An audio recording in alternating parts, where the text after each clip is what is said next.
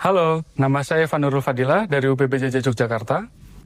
Bagaimana kabar teman-teman semua? Semoga tetap sehat dan selalu dilancarkan segala urusannya.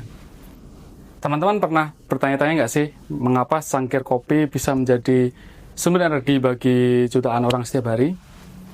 Di balik rasa pahitnya, ada sejarah panjang di dalamnya. Jadi kalau kita bicara soal sejarah kopi, itu luas. Ada banyak sudut pandang.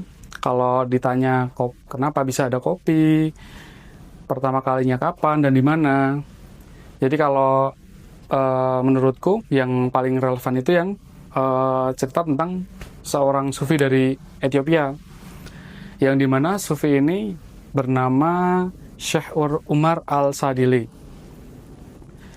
Dia menemukan kopi itu karena ketidaksengajaan. Dia pernah bergumam kepada Tuhan, ya Tuhan, ya Allah, saya ingin beribadah malam nih, qiyamul lail, ingin sholat tahajud, ingin mendekatkan diri kepadamu, coba berikan sebuah jawaban.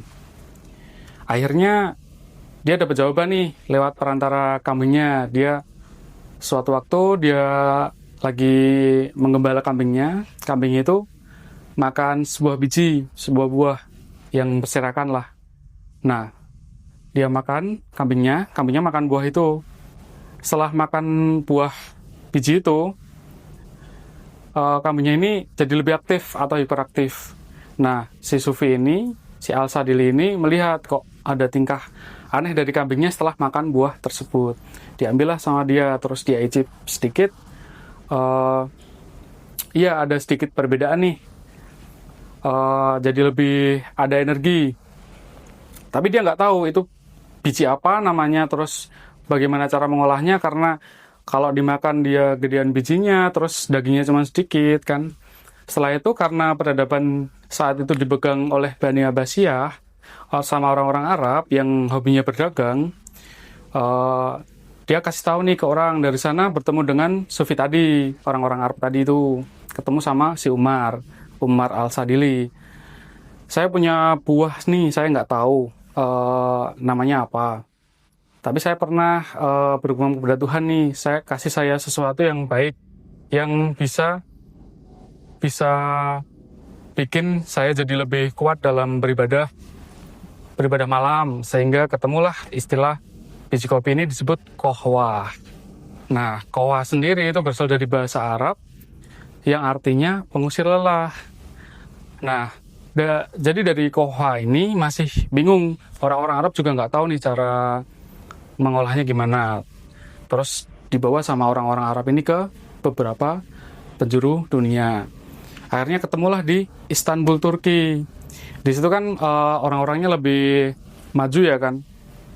Jadi dia ngolah, diulik terus ketemu metode seduh pertama yang ada, disebutnya ibrik. Nah, terus setelah itu metode seduh ini dibawa kembali ke Arab. Nah, orang-orang Arab nggak bisa nyebut itu ibrik, bisanya nyebutnya obruk. Setelah dari Istanbul tadi, dari perjalanan panjang itu, kita bisa lihat bahwa kopi bukan sekedar minuman, tapi saksi perjalanan budaya dan peradaban manusia pada saat itu. Dari kata kohwa di Arab, berubah menjadi kahve di Turki, lalu menjadi kopi di Eropa. Hingga akhirnya menjadi kopi di Indonesia. Begitu juga dengan metode seduhnya. Dari ibrik di Istanbul, Turki, obruk di Arab, terus di Eropa disebutnya true bruk, terus kembali di Indonesia atau di Nusantara disebutnya tubruk.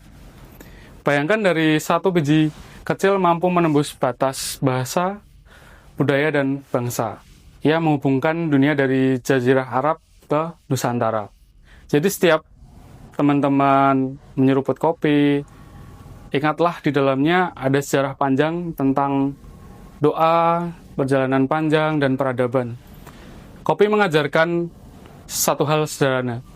Sesuatu yang kecil, jika disebarkan dengan hal niat baik, bisa memberi dampak yang besar bagi dunia. Terima kasih dan Sampai jumpa, kurang lebihnya mohon maaf.